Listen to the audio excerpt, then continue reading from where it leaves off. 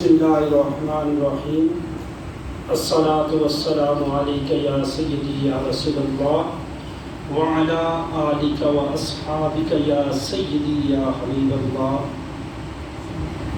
سابقی دشام آج کا جو موضوع ہے وہ بسلسلہ 11ویں شریف دعا بھی کرنی ہے، اس سلسلے میں اسی حوالے سے کچھ معروضات آپ کی نظر کرتا ہوں۔ سامنے احتشام 11ویں شریف ہے کیا؟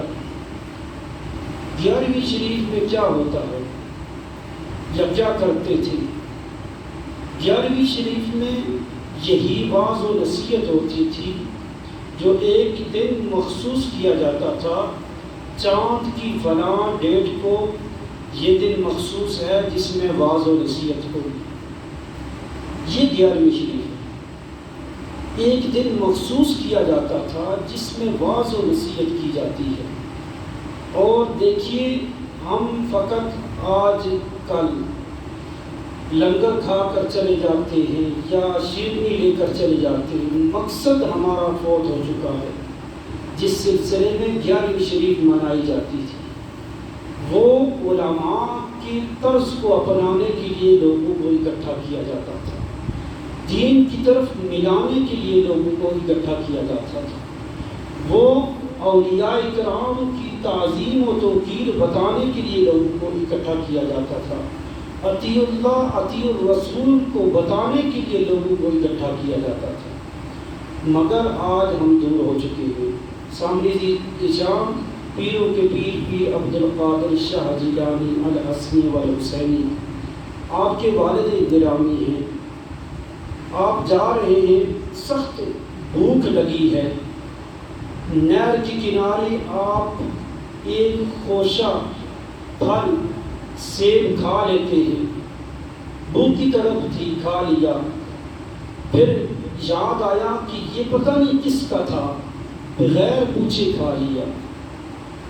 اب نہر کے کنارے چلتے جا رہے ہیں کہ پوچھو کس کا ہے۔ پھر المختصر جب وہ کنارے پر پہنچتے ہیں، وہاں ایک باغ لگا ہوتا ہے جس کی ٹہنیاں ندی کے اوپر جا رہی ہوتی ہیں۔ آپ کہتے ہیں یقیناً اسی باغ کا یہ پھل تھا۔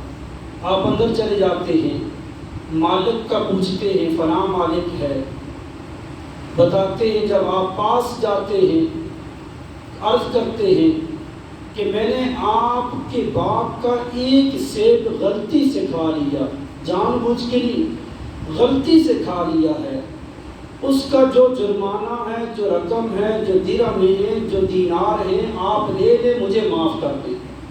اب جو مالک تھی وہ بھی جاننے والے تھی کہ جو ایک سیب بخشوانے آ گیا ہے وہ کوئی عام بندہ نہیں بلکہ رب کا خاص بندہ۔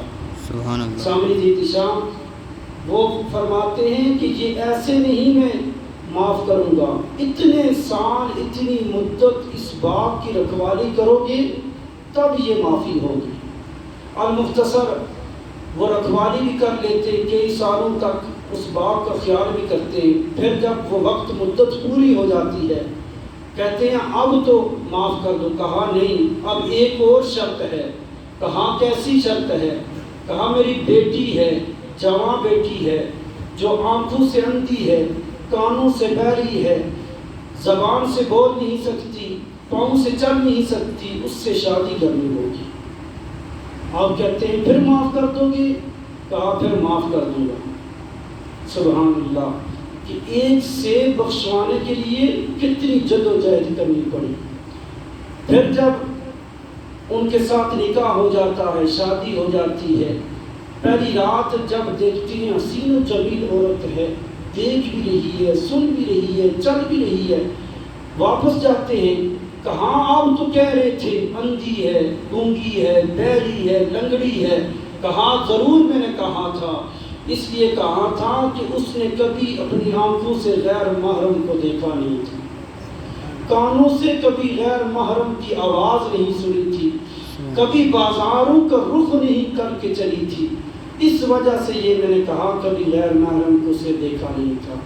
سامنے احتشام جو ایک سیب بخشوانے چلا جائے اور جو غیر محرم کو نہ دیکھے، اس کے ہاں جب بیٹا پیدا ہوتا ہے تو وہ پیر عبدالقادر شاہ جیلانی ہی پیدا ہوتا ہے، جس کے والد گرامی والدہ اتنی معصوم ہوں، جس کے والد ایک سے بخشوانے کے لیے، لوگوں کو بتانے کے لیے، لوگوں 11ویں تو ضرور پکاؤ، 11ویں ضرور مناؤ، مگر دیکھو جو 11ویں کے پیروکار تھے جن کی تم منا رہے ہو، وہ حقوق العباد میں کوئی کمی کچھ چھوڑتے تھے؟